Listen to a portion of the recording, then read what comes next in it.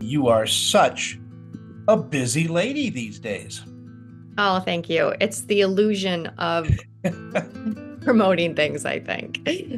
Well, you've got a bunch of projects coming up and things, so that's got to be great.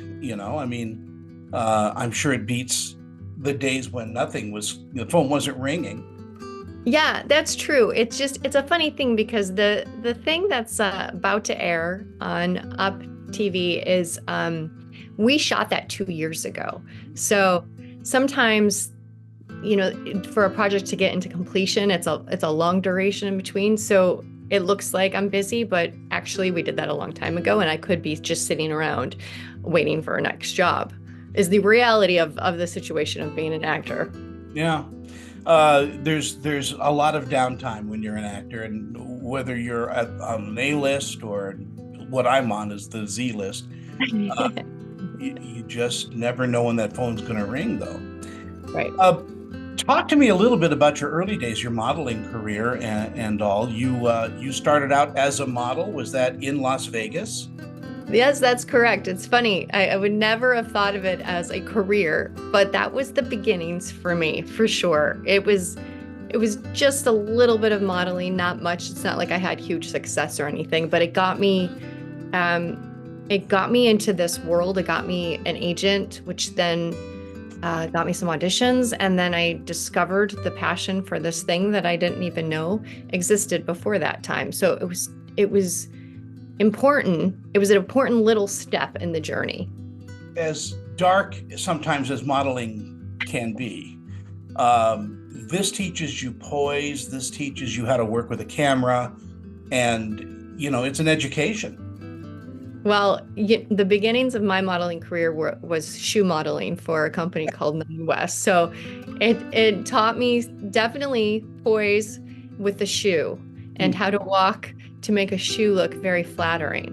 And the angles that you want to show a shoe. But yeah, I know, point taken. Absolutely. It definitely is a prep for more. Well, that's how you got your foot in the door. It is. Hey, no Yay. one's no one's ever done that before. Well done, Tony. You can. Uh, but from there to wanting to be an actress and then moving to LA, did you move to LA very young? Yeah, I did. I mean, it was right after school, so I was an adult, but very young adult. So, yeah, and I didn't know anything about anything really. It was stumbling ground, but I had the drive, and passion for it. And so I think that oftentimes are, elements that are really needed because there's certainly a lot of people that have talent, but if you aren't willing to go through the level of rejection and the amount of it and the uncertainty of all of it, then you don't really have the grit for this career. And talent, as you kind of say, isn't enough. I mean, you also have to have a business sense as well, because the it's show business, and a lot of people get ripped off in their early days because they don't know what contracts, what's in contracts and things like that. So having an agent or a manager to help navigate that has got to be something that you have to have. 100%. You have to have that to navigate the contracts for sure, but also just for the opportunities for the jobs that can really launch a career. Yeah, and you keeping your eye out for projects. I mean, we'll talk about the Stones, which I'm really excited to talk to you about. But was How I Met Your Mother your first real big break, or you did movies before that and television shows? I had done some independent movies, and some television shows. I'd done a little bit on a soap opera, and I had done one episode of the sitcom Joey, which was the spinoff of Friends before How I Met Your Mother. So yeah, I had a little experience, but I feel like that was certainly like my first recur that seemed substantial. Yeah. And then eventually gave me a little bit of a fan base, which all came as a surprise because we didn't know, the early days of that show were uncertain as well. It was sort of on the bubble the first year. And I was just tired for one episode initially. So all of it was just a nice blessing that came around. Well, How I Met Your Mother was a brilliantly written series. I mean, just the way that they would hop back and forth into the future and all. I mean, the writing in that, it just astounds me. Yeah. And I think they were the first to really do flashbacks and flash forwards so effectively. And your character, Wendy the waitress, was a one-shot deal originally, I think. I mean, maybe as an extra or something, you'd be back there, but she quickly became a real three-dimensional character.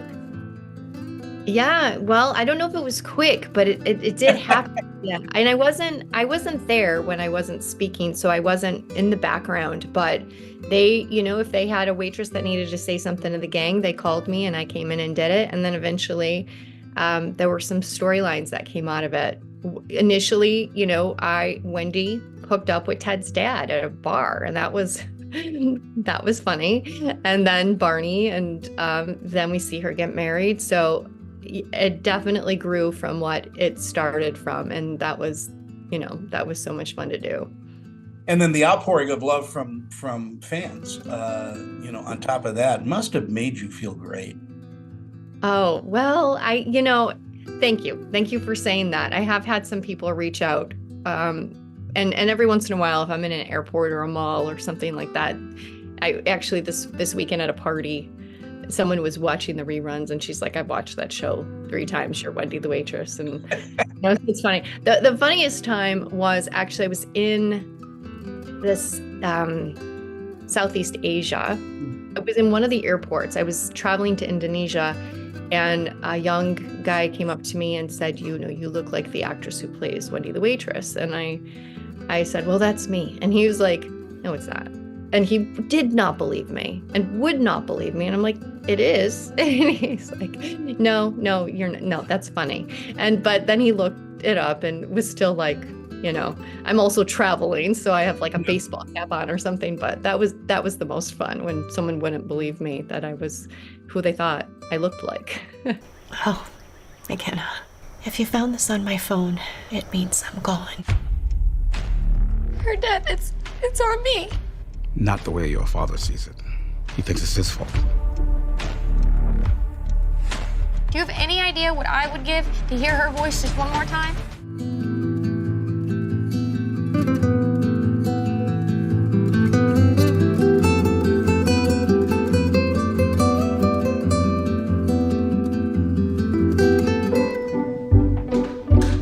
What are you looking for?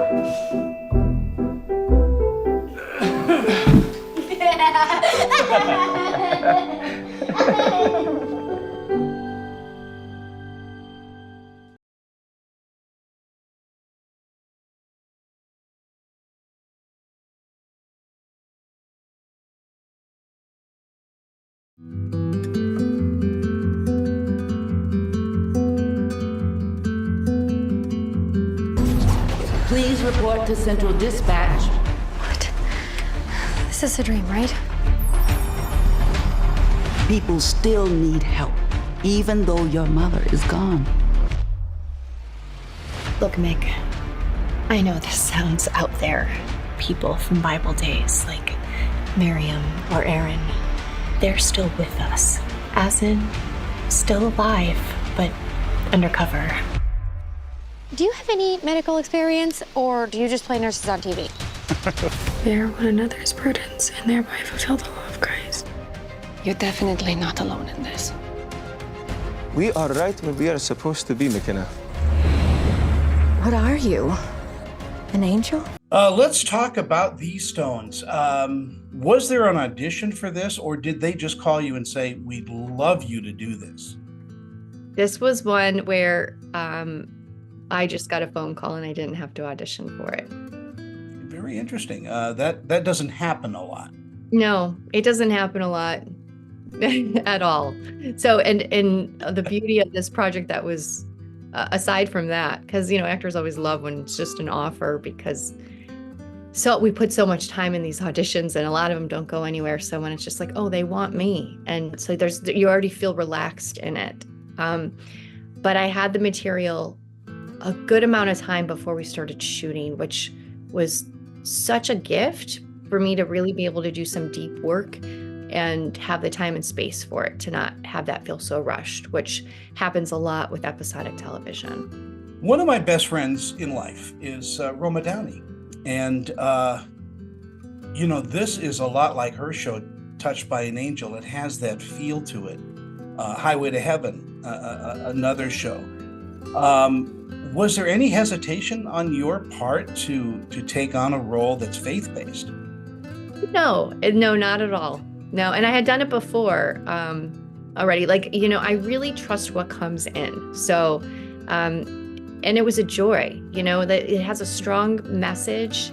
I really think it gives, through the issues that get tackled in the episodes that are very difficult issues. They really get into some gritty things that families will have to go through. I think the message of the show is hope, and that you're not alone, and that there is hope. And so it's nice to be aligned with something so positive. Yeah, and as you say, the message is inspirational. It's one of hope, and it also takes us into something else which I really liked. It's about relationships. It's about missing people and reconnecting, even on a spiritual level. Yes, that's exactly it. And allowing people to find their way through life's twists and turns, but knowing that the supernatural is there for you if you want it, that there's help, there's protection, and there's love and guidance. Yeah. Talk to me about your cast. The young lady playing your daughter in this is just amazing. She is gorgeous, number one, but two, what a brilliant actress she is. Yeah, she's just wonderful, as sweet as can be. I enjoyed being with her so much. She's very humble and so exceptionally talented. She's been doing this for a long time. She was a child actress and has some really, really awesome movies out there. But yeah, she was a light on our set, and we were just so thankful to have her, because she's just a natural talent and a real beautiful soul. This is premiering on the 5th of September. It's already got kind of a huge following. I mean, I went to the website, and there are people just waiting to see this, which is great. Which, people are starving, I think, for this kind of entertainment. I think so too, especially, content that is positive and life-giving, that, often those projects don't have much of a budget. So something that really has a strong through line and quality work is wanted and needed. And something you could sit down with your family and watch too is kind of getting very rare these days. I think so, yeah. Yeah, certainly family friendly. Yeah. Are you going to be maybe writing an episode or two of this? I don't know about writing it, but maybe down the line, hopefully directing one. Is it a family, you and the cast? I mean, do you still reach out and touch each other, verbally and stay? Right. Well, we have had a couple screenings before. We had one screening for cast and crew at my house, and then we did one in a theater where we invited some friends. And so, yeah, we have had some time to be together and get to know each other even more. I knew the director going into it personally, although we hadn't had a chance to work together yet. But the creator, the writer of the show, I've really gotten to know during this time too. So now it definitely feels like a family. Wow. And in between all this, you're still doing movies and TV series. Absolutely. I do whatever I can. I'm an actor and love to work. So yeah, I'm a yes man. I say yes to jobs. Something called A Motel. Oh, right. We just shot that. We shot that in the last month in Las Vegas. It's another series, 6-episode series that we shot all in one go, very similar to These Stones. Kind of shot the episodes out of order, but all in kind of like you're shooting a movie. And that's more of it's a mob dramedy, actually.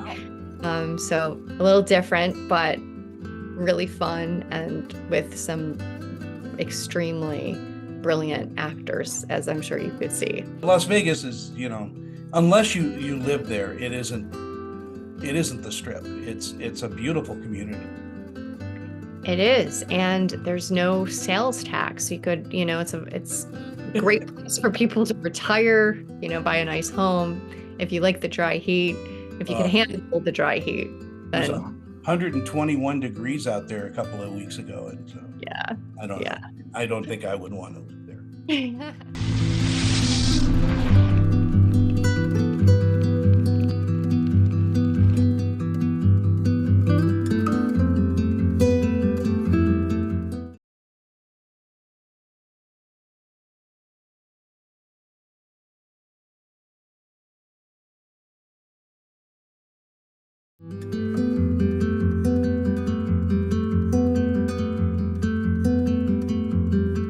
Russell Crowe told me that as he was growing his career, all he got were no's, just people saying no, no, no. How do you deal with that? Because that's got to really affect you, and maybe bring you down, or does it just roll off your back? Now it rolls off my back. It didn't always. I mean, there was a time I would be in bed for 3 days if it was a job that I was really close on and looked like it was going my way, and then it didn't. It's just time of doing this. Now I'm a couple decades in, so like anything, it becomes part of it, and it's familiar, and you expect it, and so yeah, it kind of rolls off now, and I just trust my life in that way, and I trust the bookings that are right for me will be. So that I was so fighting for everything early on, and so I put my whole heart into it, and now I just have more trust for what is right will happen, and so it's a little bit easier to let go of those jobs that don't. Are you wanting to hop behind the other side of the camera and produce and direct? Yeah, I am. Funny enough, an acting studio had reached out to me about a year and a half ago asking me to mentor young actresses.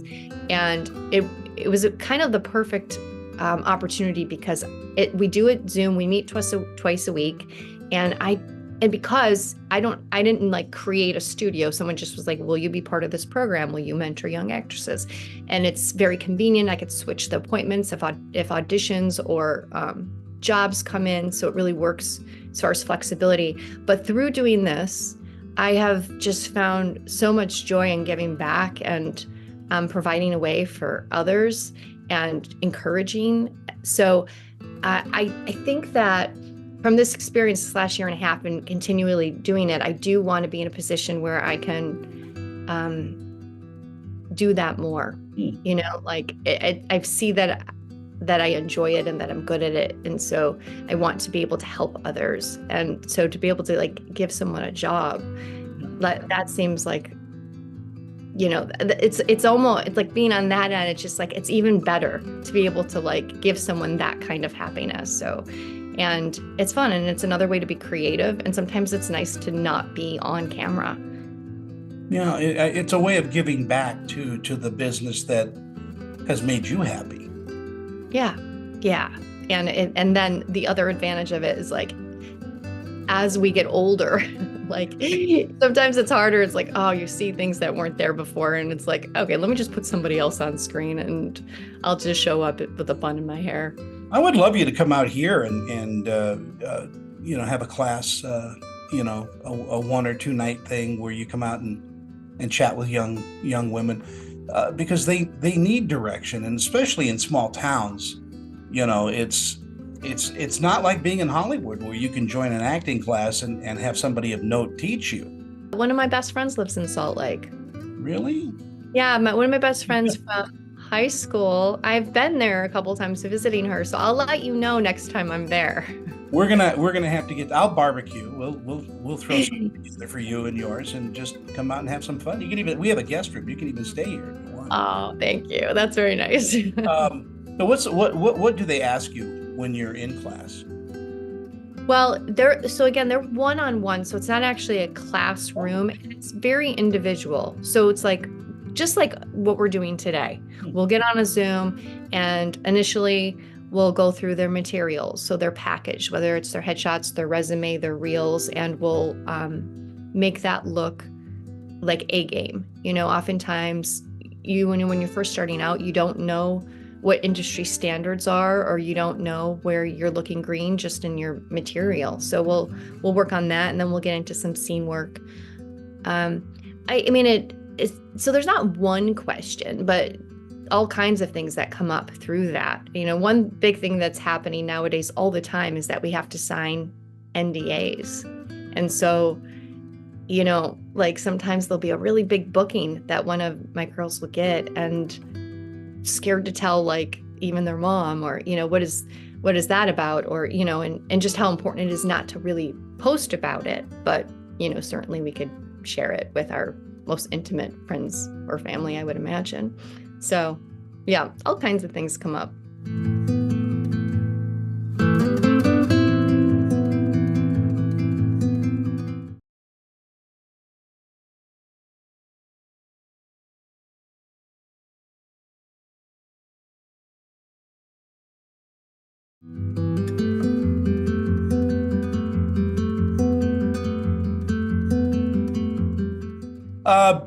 I really enjoy talking with you. I mean, we've known each other for about 2 years, 3 years now, and but in real time, it's only been 15 minutes.